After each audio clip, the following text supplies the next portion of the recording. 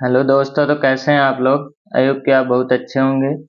आपका बहुत बहुत स्वागत है हमारे यूट्यूब चैनल इंजीनियरिंग एक्सप्रेस पे। आज के वीडियो में हम देखने वाले हैं डिस्ट्रीब्यूटेड लोड ऑन बीम।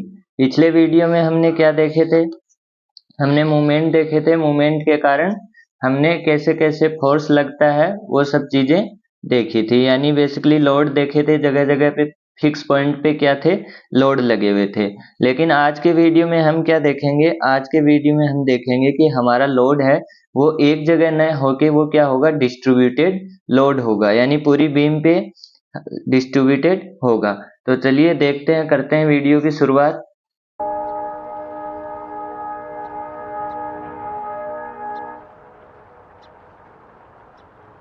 अब सबसे पहले हमारे पास आता है डिस्ट्रीब्यूटेड। डिस्ट्रीब्यूटेड का मतलब क्या होता है, यानी कि यूनिफॉर्मली या नॉट यूनिफॉर्मली पूरी तरह फैला हुआ होना।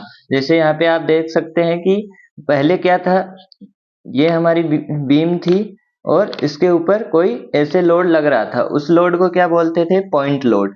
जबकि अब यहाँ पे क्या होगा, हमारा पूरा डिस्ट्रीब्यूटेड लोड होगा, पूरी बीम पे यूनिफॉर्म नॉट यूनिफॉर्म तरीके से हमारा लोड लगा हुआ होगा। तो डेफिनेशन से हम देखते हैं, a beam carrying some distributed load as shown in figure.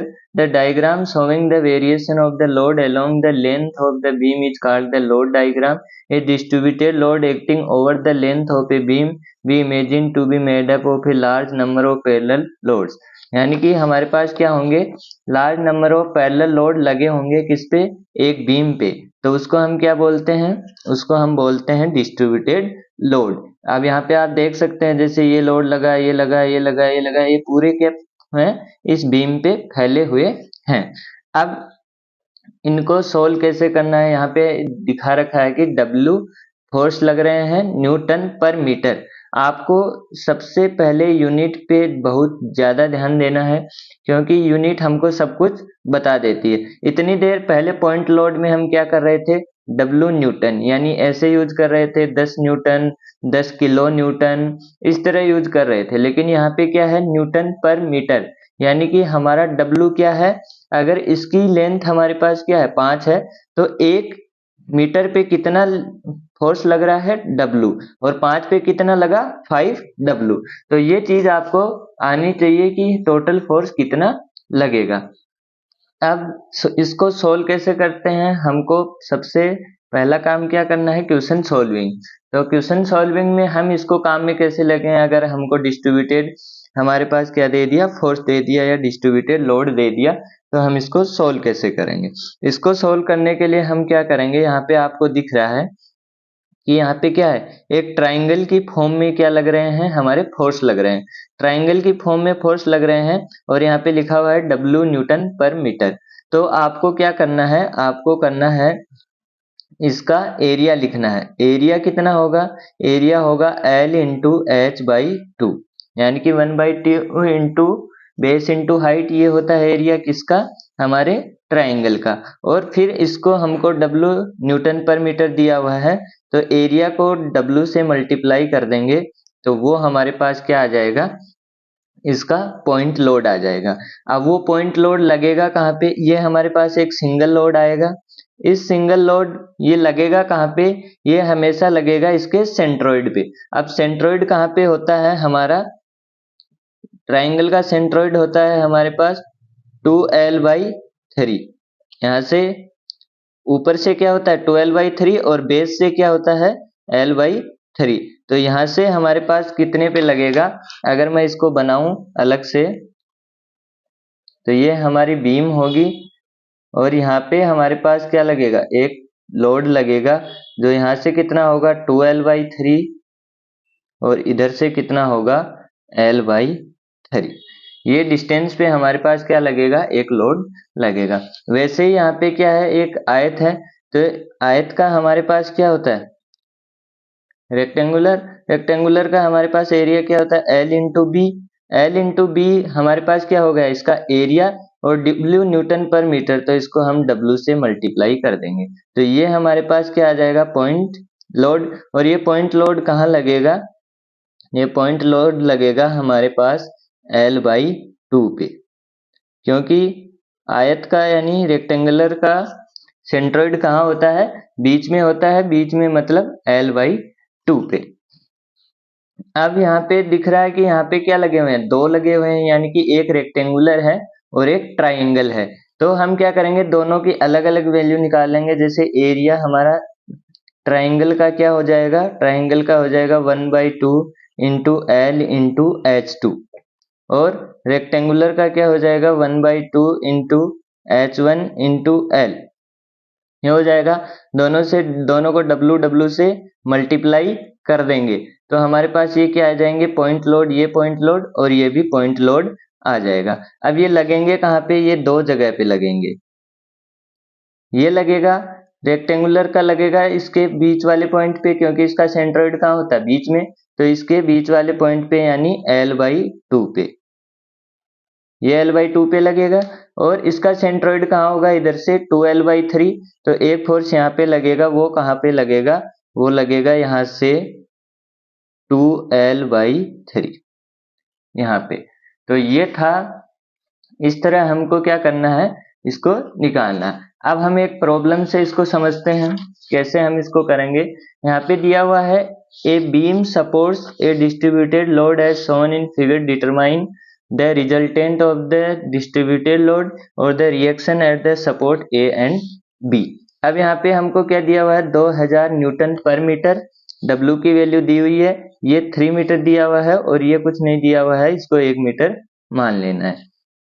अब यहाँ पे हम सबसे पहले क्या करना है? इसको पॉइंट लोड में बदलना है। तो इसका एरिया निकालेंगे। एरिया क्या होगा? 1/2 इंटू इसका बेस है 3 और हाइट है 1, तो ये कितना हो गया? 3/2। ये 3/2 हो गया। अब हमको पॉइंट लोड निकालना है। पॉइंट लोड निकालना है तो एरिया इंटू W, 3/2 इंटू 2000, और ये हमारे पास कितना आ गया?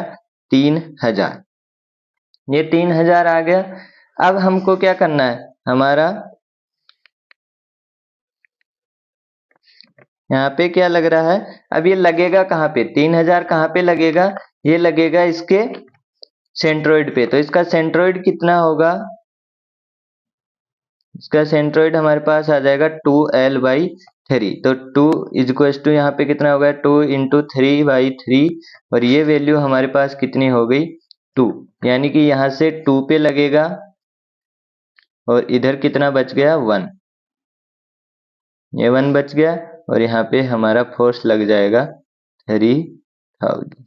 और इधर यहाँ पे हमारे पास क्या है? हिंज फोर्स है। तो यहाँ पे क्या लग गया? RA, और यहाँ पे रोलर है तो यहाँ पे लग गया RB। यहाँ पे इधर वाला भी लगेगा लेकिन इसकी वैल्यू 0 होगी क्योंकि इसका कोई कंपोनेंट नहीं है। अब अक्ष में लगा दीजिए। अक्ष में 0 करेंगे, अक्ष में फोर्सेज लेंगे तो हमारे पास क्या आ जाएगा? ये फोर्स आएगा। इसको अक्ष से मान लेता हूं तो अक्ष की वैल्यू क्या हो जाएगी? 0।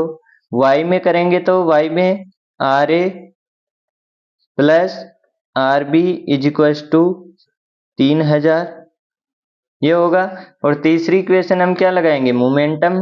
मोमेंट हम 0 करेंगे तो यहां से करेंगे तो ये क्या हो गया? 0। इसका कितना हो गया? -3000 इंटू 2, इसका plus RB into 3 is equal to 0। तो यहाँ से RB की वैल्यू क्या आ गई? 2000 न्यूटन। RB की वैल्यू 2000 न्यूटन आ गई। यहाँ पे RB की वैल्यू लिखी, RA की वैल्यू कितनी आ गई? 1000 न्यूटन। तो ये हमारे पास किसकी वैल्यू आ गई? RA और RB की। और रिजल्टेंट कितना आया डिस्ट्रीब्यूटेड लोड का? वो आ गया 3000 न्यूटन। अब हमारे पास अगला क्वेश्चन देखते हैं, एक और क्वेश्चन। इस क्वेश्चन के अंदर क्या है? दो लोड लगे हुए हैं। अब दो लोड लगे हुए हैं तो हमको क्या करना है? वही करना है जो पहले किया था। यहाँ पे एरिया निकाला। एरिया क्या होगा? 1, यहाँ पे 6 यानी L इंटू H होगा। तो 6 इंटू इसकी हाइट है 1 और इसकी यहाँ पे हाइट है 1, तो यहाँ पे 6 इंटू 1 कितना हो गया? 6। और इसका एरिया निकाला तो वो कितना हो गया? Area is equal to 1/2 into 6 into 1, और वो कितना हो गया? 3। अब क्या करना है? अब पॉइंट लोड बनाना है, पॉइंट लोड इसका बनाएंगे तो एरिया इंटू डब्लू, डब्लू कितना दे रखा है 1.5 किलो न्यूटन, तो इसको 1.5 किया और ये हमारे पास कितना आ गया 9 किलो न्यूटन, ये 9 आ गया और इसको मल्टीप्लाई किया किससे, ये टोटल 4.5 किलो न्यूटन है, इसमें से 1.5 को हमने क्या कर दिया इधर लगा दिया, तो ये कितना बचा, ये 3 बचा, तो ये 3 हो गया और ये कितना आ गया 9।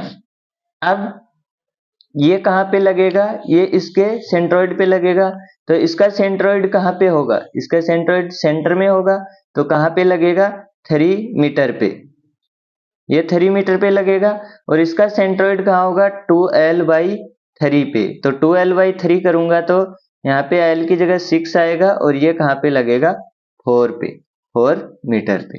अब हमने लगा दिया, इसका क्या बनाया डायग्राम बनाया, तो यहाँ पे एक फोर्स लगेगा वो कितने पे लगेगा, वो 3 पे लगेगा 3 मीटर पे, और एक लगेगा वो कहाँ पे लगेगा, वो लगेगा 4 मीटर। इसकी वैल्यू कितनी आई थी 9 और इसकी वैल्यू भी आई थी 9। यहाँ पे हिंज फोर्स है तो यहाँ पे एक और फोर्स लगेगा RA, और यहाँ पे रोलर है तो यहाँ पे RB, इधर वाला फोर्स भी लगेगा यहाँ पे लेकिन उसकी वैल्यू 0 होगी, हम कंसीडर नहीं करेंगे। अब y में इक्वेशन लिखेंगे तो y में इक्वेशन क्या होगी, RA plus RB minus 9 is equals to 0 और RA plus RB is equals to कितना हो गया 18। अब मोमेंटम लिखेंगे, मोमेंटम लिखेंगे तो यहाँ से लिखेंगे तो RA का क्या हो गया 0, RA into 0 minus 9 into 3 minus 9 into 4, क्योंकि ये क्या कर रहे हैं माइनस में जा रहे हैं, इसकी डिस्टेंस 3 है और इसकी 4 है, प्लस RB ऊपर की तरफ जा रहा है तो RB इंटू टोटल लेंथ है 6, तो ये हो गई 0, ये होगा -27 -36 plus RB into 6, RB into 6 हमारे पास हो गया 7 और 6 13, 3 2 5 और 1 6। अब RB कितना हो गया, RB हो गया 63/6, तो ये हमारे पास क्या आ गया RB की वैल्यू, यहाँ पे 3 हुआ। अब एक बार फिर देख लीजिए इस सवाल को, यहाँ पे क्या किया हमने, ये लिया तो इसका एरिया कितना हुआ L इंटू H 6 को मल्टीप्लाई किया 1.5 से तो पॉइंट लोड आ गया, ये कितना हुआ 6 इंटू 5 30, यहाँ पे 3 हुआ 6 7 8 9 किलो न्यूटन, और यहाँ पे कितना हुआ 1/2 इंटू 6 इंटू 1, तो ये 3 इंटू 3 कितना हो गया, ये 3 हुआ, इसको पॉइंट लोड में बनाना है तो 1.5 गया तो 3, तो 3 इंटू 3 कितना हुआ 9 हुआ, 9 के 2 लोड लगे, ये कितना हुआ 2l/3, 2 इंटू 6/3, तो ये 3 इंटू 2 4 पे लगाया 3 पे लगाया, तो ये हमारे पास 9 इंटू 3 हुआ, 9 इंटू 4 हुआ और RB इंटू 6 हुआ, यहाँ पे -27 और यहाँ पे -36, तो ये कितना हो गया यहाँ पे RB इंटू 6, और इन दोनों को जोड़ा तो 7 और 6 कितने होते हैं 13 का, ये असल लगी 1 और 3 2 5 और 1 6, और ये कितना हो गया 63/6 किलो न्यूटन, जिसकी वैल्यू हमारे पास आती है, अगर KLC से नॉर्मल भी कर सकते हैं, 63/6 हमारे पास होता है 10.5 किलो न्यूटन। तो ये वैल्यू हमारे पास RB की आ गई, और RA की वैल्यू हमारे पास यहाँ से आ जाएगी, वो कितनी हो जाएगी, इससे इसको घटा देंगे तो हमारे पास इसकी वैल्यू भी आ जाएगी। तो ये था हमारा डिस्ट्रीब्यूटेड लोड सिस्टम। अच्छे क्वेश्चन हम इससे अगले वाले वीडियो में करेंगे। ये हम आपको बेसिक लेवल के क्वेश्चन थे खाली समझाने के लिए। आई होप कि आपको समझ में आया होगा। अगर वीडियो समझ में आई हो तो वीडियो को लाइक करें, चैनल को सब्सक्राइब करें, वीडियो को शेयर करें। धन्यवाद। और अगर कोई डाउट हो तो आप कमेंट बॉक्स में पूछ सकते हैं। तब तक के लिए जय हिंद, टाटा, बाय बाय।